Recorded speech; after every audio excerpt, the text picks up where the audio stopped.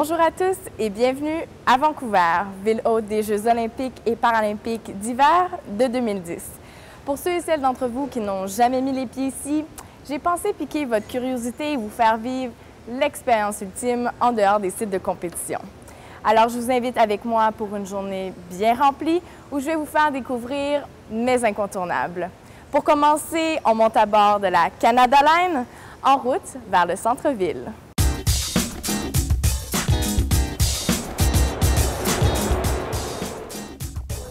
Comme vous pouvez voir, la région de Vancouver est magnifique. Et juste pour vous donner une idée en termes de sa population, la ville de Vancouver compte environ 600 000 habitants.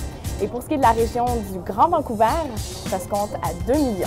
La région de Vancouver est levée entre une impressionnante chaîne de montagnes et l'océan Pacifique. Pas étonnant que la ville dénombre une foule d'amants de la nature, adeptes de la voile, du surf des neiges, du vélo de montagne et plus encore. Croyez-le ou non, ça c'est la température que nous offre Vancouver en plein mois de janvier. Bien qu'on ne peut pas enfiler nos maillots, on peut toujours aller longer le Seawall ou prendre une marche en forêt dans le parc Stanley. Une chose est sûre, c'est que l'art public ne passe pas inaperçu à Vancouver. Et je dois dire que j'ai un fait pour cette exposition. Évidemment que serait Vancouver sans son lot de pluie, mais advienne que pourra. Moi, je reste à l'extérieur. Bien que le lèche-vitrine ne soit pas au menu aujourd'hui, je vous conseille tout de même de vous rendre à l'est du centre-ville dans le quartier historique de Gastown, où je vous garantis des trouvailles assez uniques. Ou les quartiers de la rue Robson, Kitsilano et South Grenville, qui sont parfaits pour une session de magasinage sans les centres d'achat. Si vous êtes à la recherche d'art et êtes déjà au centre-ville, c'est à cet endroit que vous y retrouverez la Galerie d'art de Vancouver et le musée Bill Reid. Je me trouve présentement à l'île Granville où sont établis de nombreux artistes locaux. Et que dire du marché public où l'on peut y retrouver les produits les plus frais en ville. Pour dîner, un incontournable, le fish and chip. Et personnellement, une bouchée, c'est pas assez. À Vancouver, tous les moyens sont bons pour se déplacer. Et quoi de plus classique que par la voie maritime?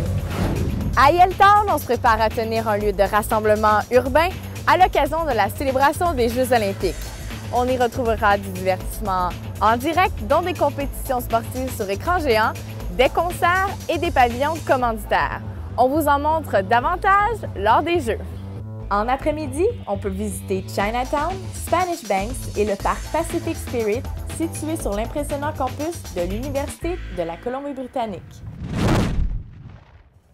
La ville est définitivement riche en culture et en diversité ethnique. Et pour souper, la question ne se pose pas. Moi, je viens sur la rue Denman pour profiter de ses saveurs multiples. Santé! Pour les oiseaux de nuit, bien des options s'offrent à vous. Vous pouvez entreprendre la tournée des bars, des boîtes de nuit et même des salles de concert. Ou si vous êtes dans les parages de la Rive-Nord, le ski et le surf des neiges sous les étoiles est à ne pas manquer. Tout ceci, c'est ma vision de Vancouver.